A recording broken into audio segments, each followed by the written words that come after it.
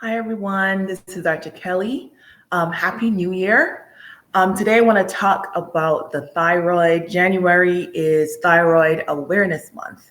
And I just want to talk about the 7 worst foods for your thyroid, especially if you have hypothyroidism. So I'm Dr. Kelly. I'm your board certified endocrinologist. I treat patients who have diabetes and other hormonal conditions such as thyroid disease. So hypothyroidism means that your thyroid is underactive. It doesn't make enough thyroid hormone to support your bodily functions. What does the thyroid do? So first thing, where's the thyroid? The thyroid is located in the base of the neck. It's a small, very, very small butterfly-shaped gland. Even though it's a tiny gland, it's super important. It makes thyroid hormone. Thyroid hormone affects our metabolism, therefore affects our weight. It affects our energy. Even the functioning of our brain and of our heart depend on adequate amounts of thyroid hormone. So when you have hypothyroidism, common symptoms include fatigue, weight gain, patients feel really lethargic. A common symptom is feeling just cloudy or foggy. They might have constipation, hair loss. For younger women, common symptoms include irregular or heavy periods. And hypothyroidism is also a pretty common cause of infertility and early trimester or first trimester miscarriages. So it really affects our entire body. Hypothyroidism is extremely common. It affects about 12% of the population. It's more common in women, especially over the age of 60. And women are 5 to 8 times more likely to have a thyroid condition compared with men. And 1 in 8 women in the US will have a thyroid problem. The most common cause of hypothyroidism is called Hashimoto's thyroiditis. It's an autoimmune illness where your immune system makes antibodies that attack your thyroid and cause your thyroid to be underactive. So many patients come in, and one of the most common questions that I get is, what foods should I eat? You know, can I prevent this from getting worse? Can I cure this?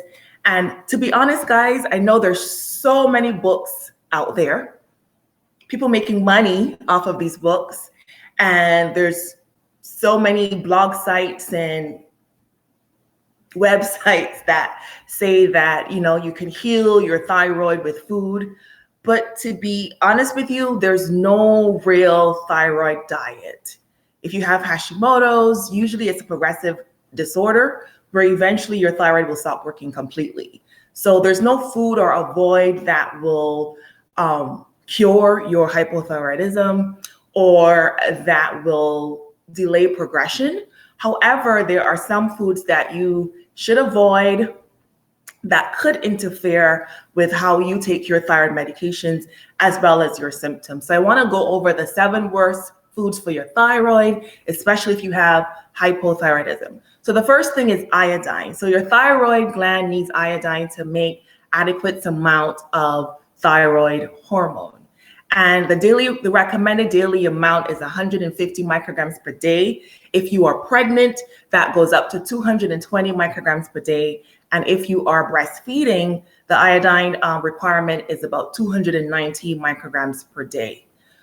Most of us who lives in a developed country will get enough iodine in our diet. We get iodine in iodized salt. It's found in dairy products and in seafood. So once you have a balanced diet, there's no need for you to go out and take additional iodine. In fact, if you have too much iodine, it can be detrimental to your thyroid. It can lead to an overactive thyroid called hyperthyroidism. And in some cases, it can also lead to an underactive thyroid. So if you live in a developed country, and even most countries in the world actually have eradicated iodine deficiency. So once you live in a developed country and you have a healthy, balanced diet, you don't need to go out and get additional iodine. The second thing I want to talk about is soy. So it's been thought that soy contains some substances called isoflavones that could actually prevent normal thyroid function. However, it has been found that this only occurs if you have hypothyroidism and iodine deficiency. So you must have hypothyroidism and iodine deficiency for soy to cause your thyroid to fail. However, soy does decrease the absorption of your thyroid medication. So if you want to have soy milk or tofu, miso soup, you should wait at least 4 hours after taking your thyroid medication before consuming soy-based products. What about cruciferous vegetables? Things like broccoli, Brussels sprouts, cauliflower. There's been thought that, those are called goitrogens, and they also prevent your thyroid from working.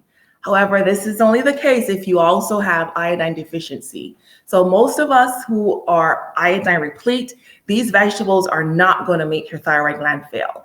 And they also have, other health benefits. So in moderate amounts, if you have hypothyroidism, cruciferous vegetables are perfectly safe. What about gluten? So there's an autoimmune illness called celiac disease. In celiac disease, the immune system makes antibodies that attacks and inflames the small intestine in the presence of gluten. And gluten is found in wheat-based products. And when someone has one autoimmune problem, you're also at risk for having other autoimmune problems. So a lot of patients who have hypothyroidism also have celiac disease.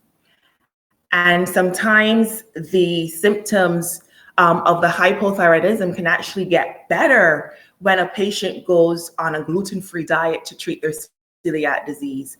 So think about it. If you have celiac disease and you're having all of this gluten, your small intestine is inflamed and you can't absorb your thyroid medication. So that will lead to erratic thyroid levels. I've had patients who I have them on super, super, super high doses of levothyroxine. That's the generic name for the thyroid hormone replacement. And even though they're on these high levels of thyroid hormone, their blood work is still not normalizing. And one thing to check if that's happening is to make sure that the patient doesn't have celiac disease. And what I've also found is that even when I test some of my patients who have hypothyroidism for celiac disease and it comes back negative, I still tell them to cut out gluten and see how they feel. And a lot of patients, even though the blood work, the antibody testing for celiac disease is negative, they still feel so much better when they cut gluten out. Their bloating gets better, swelling of their joints and pain of their joints get better. And perhaps it could be because, even though gluten is tied to celiac disease, there might be some cross-reactivity for the thyroid. What does that mean? Gluten might also trigger higher levels of the antibodies that attack the thyroid and Hashimoto. So maybe cutting out gluten will cut down your overall inflammation, your overall autoimmunity, and you might feel better. So if you are on thyroid medication and you're still not feeling well, you're still not feeling like your old self, try cutting out gluten and seeing how you feel. Just want to look at my notes here. So next big foods that you need to be careful of, especially if you have hypothyroidism, is coffee. A lot of us love, a good cup of coffee in the morning. Even black coffee can affect your absorption of thyroid medication. So you don't even have to put sugar in it. You don't even have to put, creamer or milk in it. Even black coffee can affect the absorption of your thyroid medication. So I tell my patients that take the thyroid medication first thing in the morning on an empty stomach. And ideally you wait an hour before eating anything, drinking any coffee, or taking any other medications. If you can't wait the full hour, then the minimum amount is 30 minutes. So think about it. If some days you have coffee, other days you don't, then your absorption is going to be all over the place, and it's going to be super difficult for your doctor to get your thyroid levels at goal.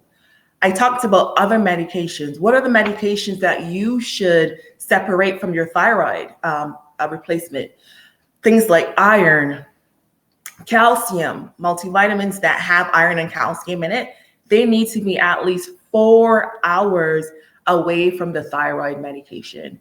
Other things like acid blockers, antacids, even some cholesterol medications, one of them called cholestyramine, they can actually decrease the absorption of your thyroid medication. So your doctor could have you on a pretty hefty dose, but because of how you're taking it, you might not be absorbing the full amount and therefore not really getting the full benefit of the medication. And finally, I want to talk about biotin. So biotin is a substance that's found in a lot of hair and nail supplements. I find a lot of women, especially postmenopausal women who might have some hair loss, or their hair not as bountiful and luscious as before, they take biotin to help their hair to grow. And biotin does not really affect the actual function of the thyroid. However, biotin can affect the thyroid test in your lab. It interferes with the thyroid assays in your doctor's lab. So sometimes your thyroid could actually be normal, but because you're taking biotin, it can look as if you are on too much thyroid hormone. So what I recommend is that if you are taking biotin, that you stop it for at least a week before you go in to see your doctor, so that they can do blood work on you. And once your blood work is completed, you can always go back on your biotin. So today, I just hope this was helpful to you guys. A lot of us have hypothyroidism. Please share this video. You probably do know someone who has an underactive thyroid or thyroid condition. Hi, Wanda. Thank you for joining. Hi, Latasha. Thank you for joining me as well. Please like and please share this video. Like I said, January is Thyroid Awareness Month. So I wanted to come on and do some talk about the thyroid. I see so many patients every day with either a thyroid nodule or underactive thyroid. So I wanted to just come on and share some information. If you have any questions, please type it in the chat and I will come back and answer them. Thank you for tuning in. I am Dr. Kelly. I am your board certified endocrinologist. I treat patients who have diabetes and other hormonal conditions. Please follow me on all social media handles at Dr. Kelly Wood, MD. That's DrKellyWood, MD. Bye-bye.